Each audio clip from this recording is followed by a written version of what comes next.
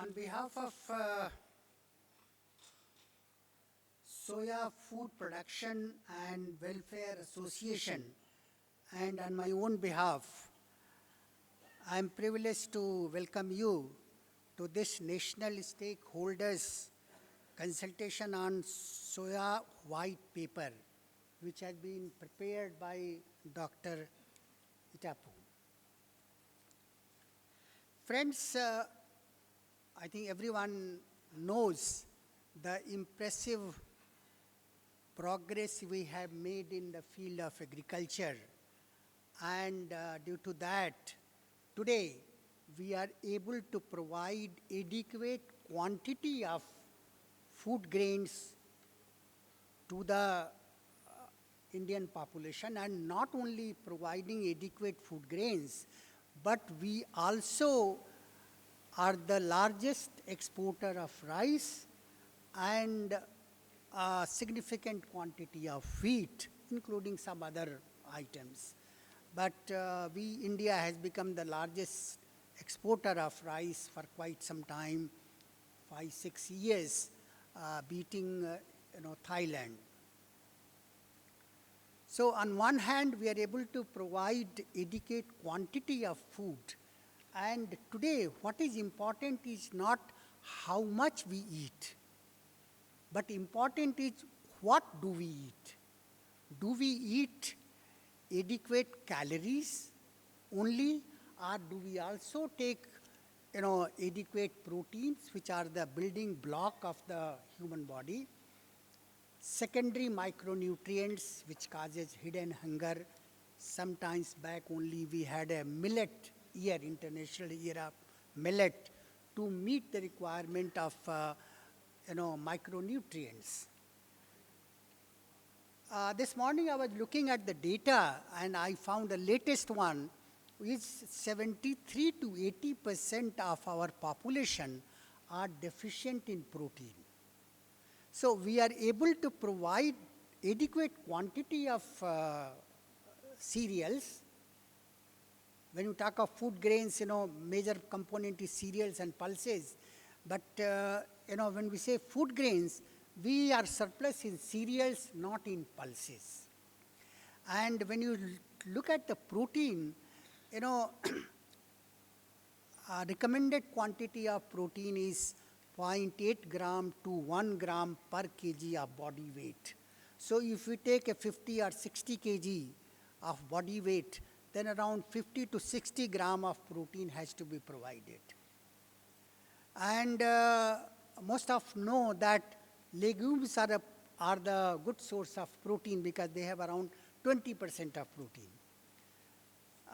Many of us ignore that cereals also provide protein. Cereals have, like rice, wheat, maize, millets and all that, they have around 10% of protein. So when we take 400 gram of cereals and 50 gram of pulses, then out of 400, 40 gram of protein is provided by cereals.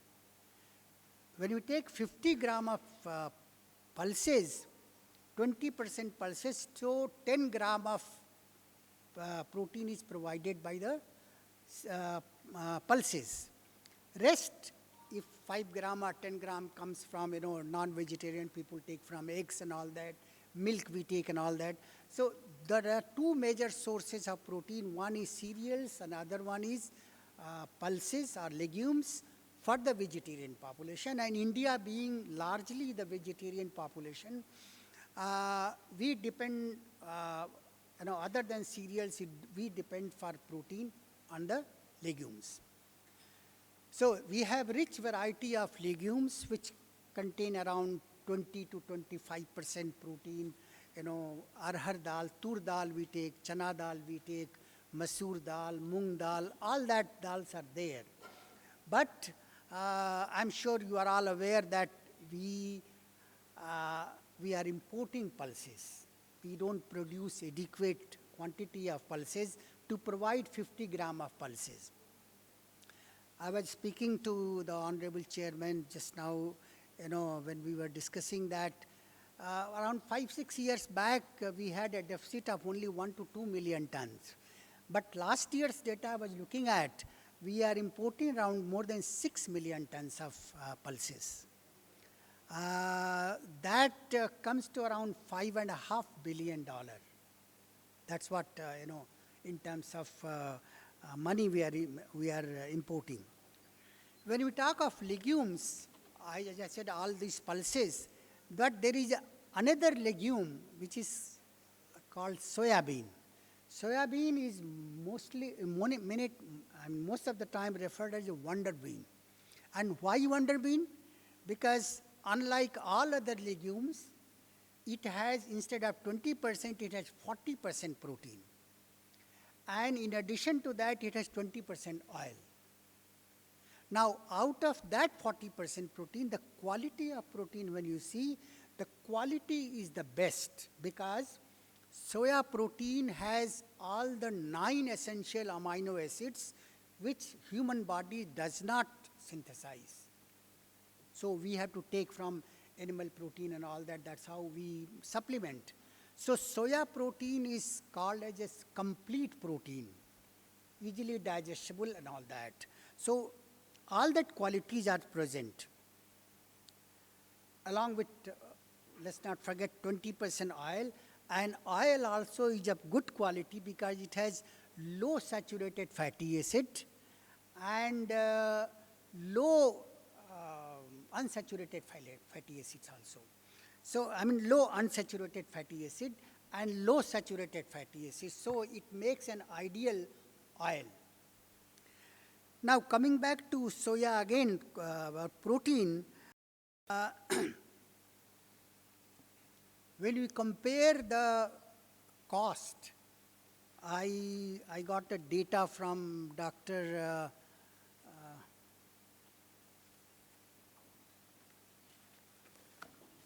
From in CIAE Bhopal, Dr. Neeta Khandekar, and she has compiled the cost of the per kg of protein. Soybean protein is cost per kg 200 rupees. Chickpea 500, lentil 400, green gram 460, pigeon pea 545 per kg, eggs 860 rupees per kg, milk 1570, chicken 840 per kg protein, fish 2000 rupees per kg of protein, and mutton 2860. So you find with this that soya protein is the cheapest protein, complete protein, and highest quality of protein. It's the cheapest also, but irony is we don't consume it. Consumption is pretty low, which you all know, but slowly I think all the learned speakers will come. I don't want to steal thunder from their feet, so I do not want to preempt them. You will come to know slowly that how important is soya bean. But let me tell you that for feeding soya bean protein to our population, one is production. We cultivate around 13 million hectare area, and we produce around 13 million tons. 15 million tons. So 1.2 or quintal, 1.2 ton per hectare is the productivity. Whereas in other countries, productivity is very high, and even if the same number of days we take, that means, the inference is we have to make a concerted effort to increase productivity of soya bean. That is one aspect. Other aspect is the farmers who are producing this should be able to get a remunerative price. Current MSP is around 5,500 for this year, something of that sort. That also is not adequate, but then on declared MSP also, farmers' soybean is not lifted. Last year you must have seen in various fora that, farmers from Maharashtra were not able to sell and there was a distress sale. So on one hand, we can increase production, but on other hand, we must make sure that the producers get a right price, then only they will be incentivized to produce it. And that will come only when we convert soybean into a value-added products. I'm sure you will have an opportunity to see what sort of products are available. And Raj made it sure that he sent me a box containing all the various products. One of the most interesting was a dal analog.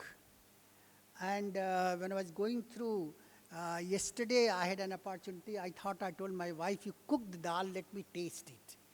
Believe me, the dal analog was as good as any other dal, which will have around 30% protein, 30% protein.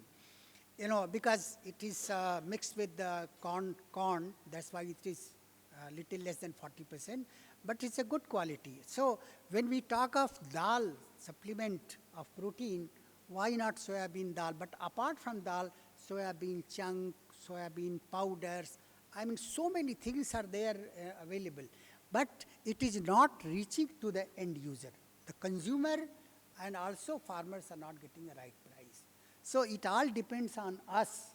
Today we have a gathering